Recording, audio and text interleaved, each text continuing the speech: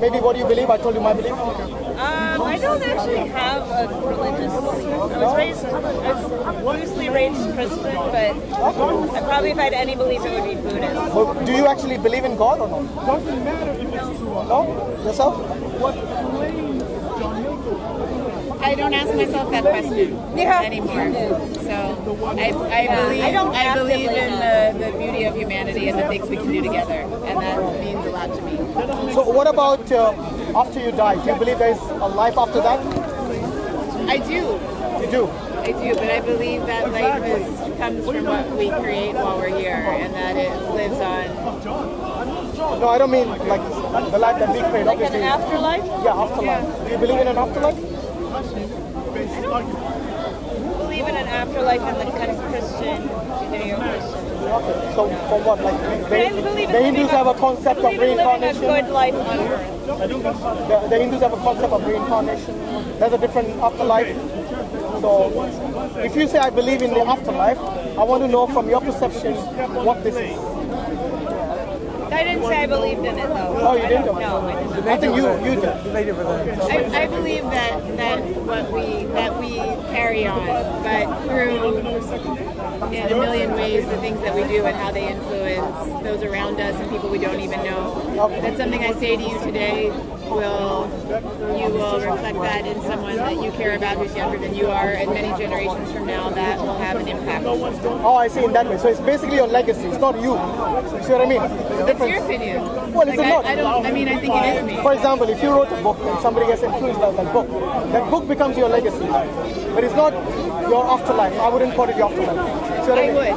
That's for me. That's the afterlife. Well, and if you want to call it like a legacy. She can call it what she wants. Well, my question was with regards to, for example, if you are dead and buried, yes, that body of yours now is not going to benefit anyone. But the works that you leave behind, yes, they can either benefit someone or they can also harm someone, depending on if you've written a bad book, maybe bad things. I don't know. So maybe to simplify a question, does your consciousness and self-awareness dissipates or disappear once you die? Or does it remain and continue? I don't know what happens I don't know. And it fascinates me, the idea, the belief in the afterlife.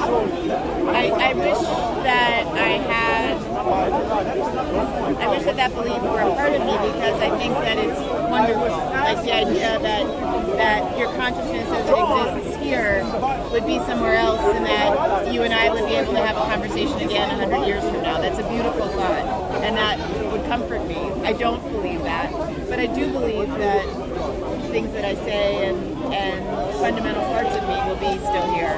But you and your self-awareness will end the moment you die. You become totally into oblivion and annihilation.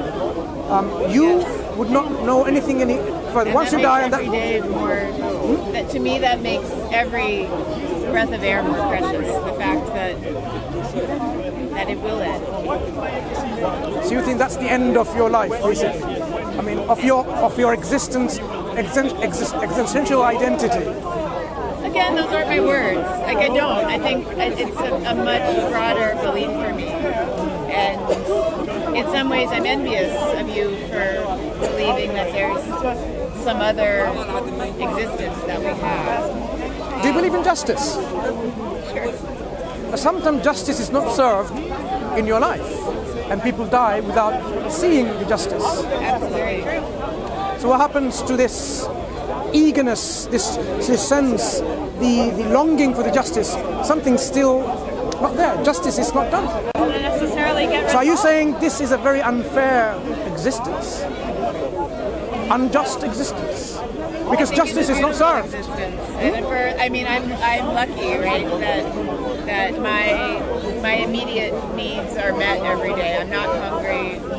I'm safe in general, and that's really a special place that I'm able to occupy that I don't deserve any more than someone who doesn't have those things. There's no reason. So when people, I'm asking, there are many bad people out there in our world, right? There are many bad people from every culture, religion, whatever you call it. The bad people out there.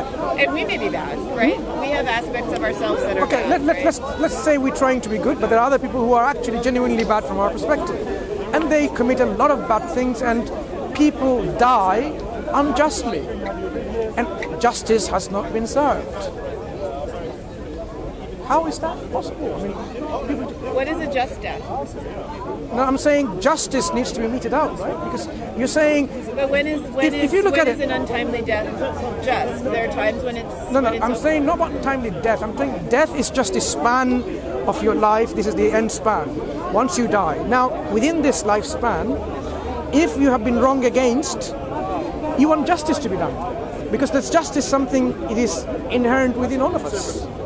So I would say that when you're wrong, How did that come? that's the time to really think about what you're grateful for, and is that wrong so significant that you start to focus on getting that justice over appreciating what the rest of your life that No, is you don't. good. You don't forget and neglect. You have to, consider all of your life. But life is not just this. Because if you consider about life, I didn't ask to be here, born in this country or anywhere else. I'm not born in this country. I did not wish myself to come into existence, right? So it wasn't on me for me to exist. I was dependent on something else for my existence. As I come into existence, I see that already I am, in a way, programmed for everything. Who programmed it? It wasn't my mom and dad. Who gave me life? It wasn't something called Mother Nature, because Mother Nature doesn't have a brain. It's just a concept. Mother Nature doesn't have awareness, consciousness. Mother Nature didn't give us this life. Our parents didn't give us life. Some people think our parents give us life. If I died as a child, my parents, if they had the ability to give life, they would have given me life when I died. And again every time I die. The fact that parents cannot bring their dead child's life again, it demonstrates to us they did not have the ability, capacity, or power to give life. So they were only a means in a biological procreation. The life is something different. If I die now, suddenly something disappears from me, and I just fall dead, and then eventually all my organic function stops. Because I'm not able to breathe anymore, I'm not able to take in oxygen anymore, my brain will starve of oxygen, it will not be able to control my lungs and my heart and my kidneys. One after another, the organs will fail, and eventually the whole body will collapse, and it will come to an end by this brain death. But I did not program any of that. And I don't think it is wise to even consider something that doesn't even exist with brains and neurons and synapses, like Mother Nature, did all of that. You know what happens when we bleed? I mean, I had a cut over there because there was a fight between somewhere, and was trying to, an autistic child was hurting the mother.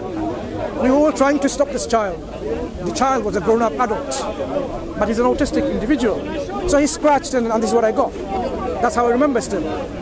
It was bleeding. Do you know what happened? It didn't continue to bleed. Something happened. A clot formed, and it stopped bleeding.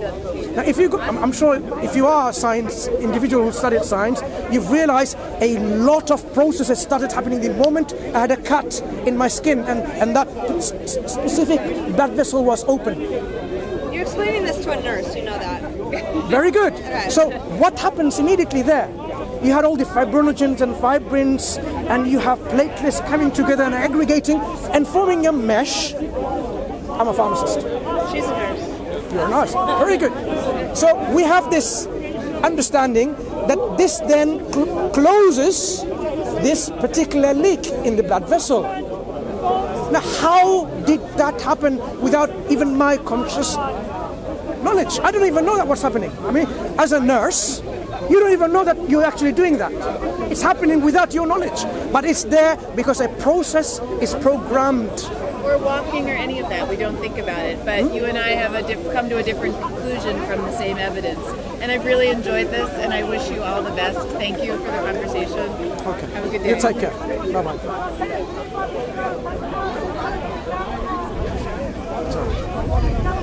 Hello?